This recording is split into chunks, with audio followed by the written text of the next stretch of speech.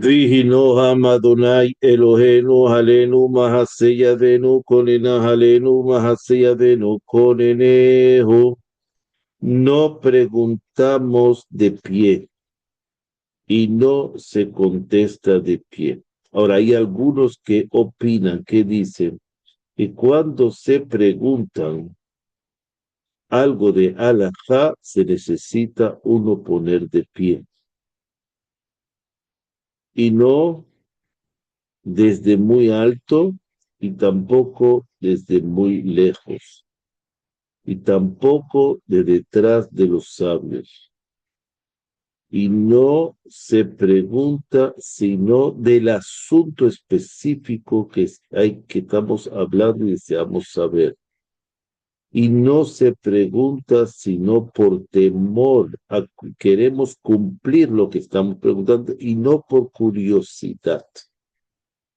Y no preguntará un asunto más de 3 alajot a la misma persona, de una misma, además de 3 alajot de 3 leyes. Dos personas que preguntaron. Una persona preguntó según el asunto que estamos hablando y otra preguntó de otro asunto.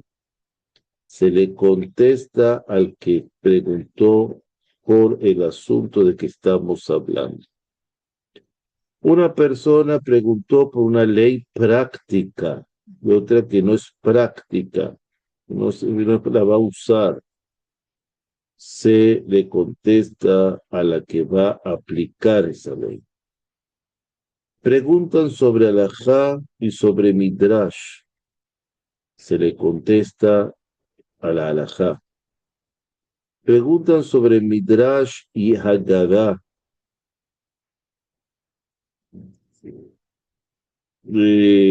Cuestiones que pasaron.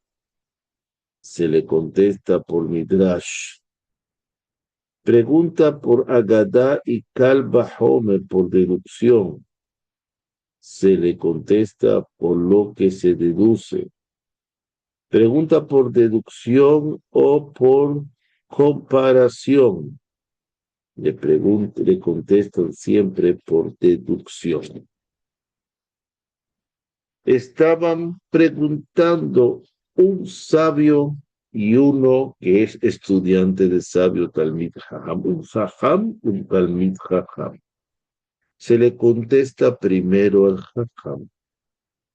Un estudiante de Jajam, Talmid Jajam de sabio, y un ignorante. Primero se le contesta al estudiante de sabio. Y hay dos personas sabias, dos Jajamim, o dos estudiantes, dos Talmidim, o dos ignorantes que preguntan. Y los dos preguntan dos alajot o dos preguntas. Se le da dos respuestas, se le da dos comparaciones y se le puede contestar, él decide el que va a contestar a quien contestarle primero y a quien segundo. Un mamzer bastardo, sabio, estudiante de sabio también, Jajam, está antes para contestarle que un Cohen Hamaharitz, que un Cohen que no estudia Torah. Dice, Em Yeshenim Bebeit Midrash, no se duerme en la casa de estudio. Todo aquel que empieza a dormitar, que se le cierran los ojos por cansancio en la casa de estudio, dice que su sabiduría se empieza a cortar en pedazos. No se habla, no se conversa en la casa de estudio, sino cosas, asuntos de Torah. Aunque estornude la persona, no se le dice salud en la casa de estudio. Y la santidad de la casa de estudios es más grave, es más fuerte que la santidad de una sinagoga.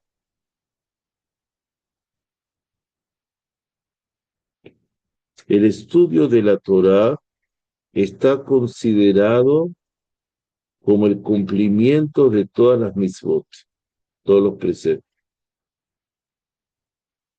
Se le presenta la ocasión de hacer una mitzvah y de estudiar Torah. Si puede delegar la mitzvah que la haga otra persona por él, no parará de estudiar Torah. Pero si no, él tiene que hacer la mitzvah, regresará y se pondrá otra vez a estudiar su Torah.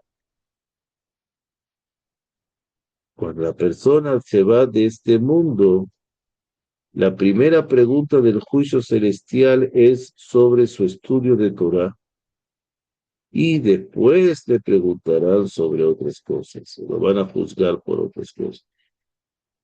Siempre la persona se ocupará de la Torah, aunque no sea altruistamente.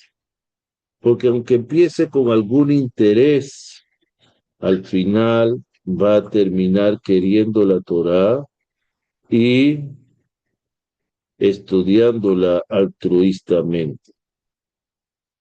Lo que estudie de Torah permanece en aquella persona que se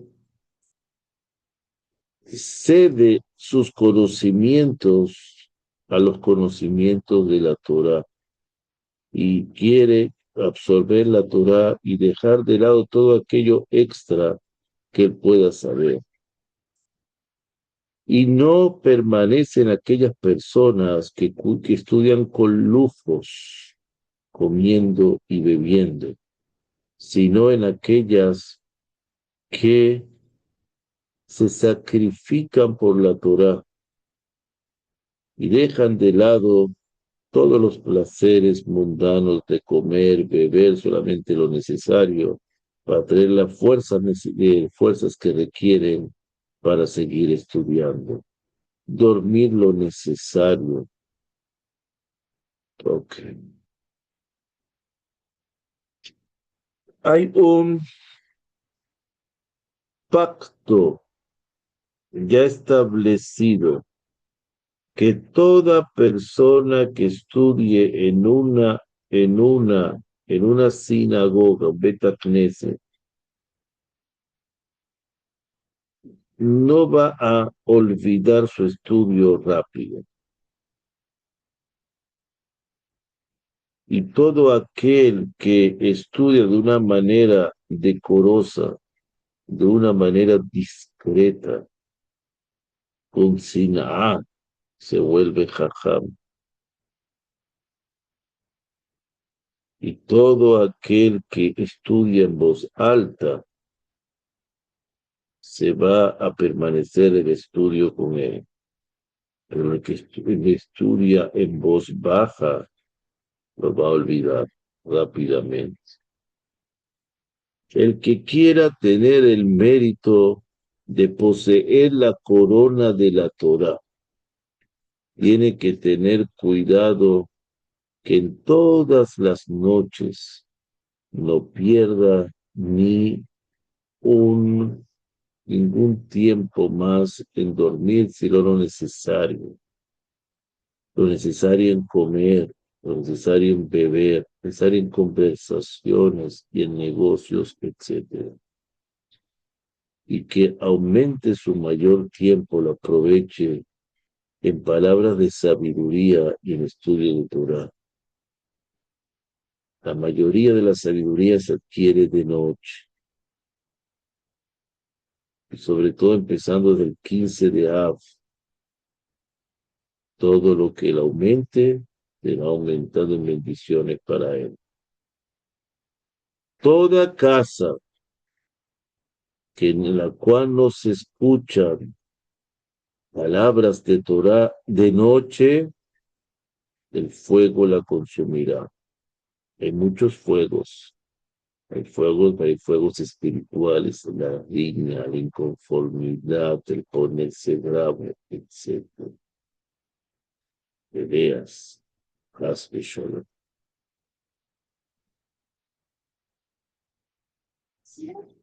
Todo aquel que puede ocuparse la Torah y no lo hace, o que ya leyó la Torah, entre la Parashá, Rashi, etcétera. También estudió Mishnah, Torah oral.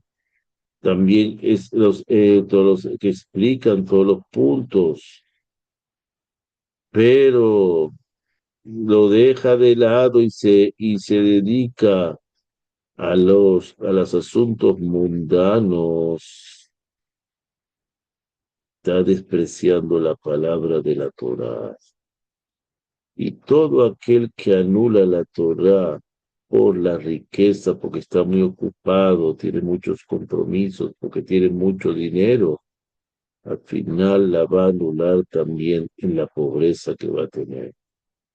Pobreza física o pobreza espiritual. Y todo el que cumple la Torah en su pobreza material o espiritual, al final la va a cumplir en su riqueza, ya sea espiritual o material.